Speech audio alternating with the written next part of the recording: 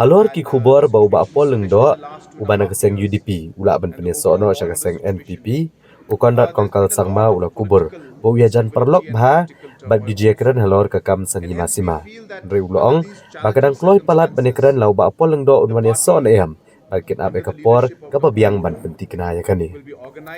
No, I see. These are things. These are political aspects, which, of course, only when time is appropriate that will come out.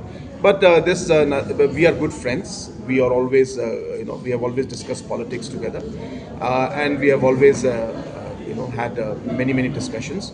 But I think right now to jump to a conclusion that you'll be joining and all is, I think, a bit premature right now. It's not the appropriate time to discuss all of these things. There is a lot of politics that happens. Many people from my side, last time I think it was yourself or somebody was talking to me and telling me that some NPP MLAs plan to leave. And I had asked you that time, please give me the name of those NPP MLAs. I'll talk to them and convince them that they should not leave. So this happens in politics. So there's a lot of talk, discussions, it takes place. But I think at the end of the day, let's see how things unfold. And when the final time comes, we'll let you know.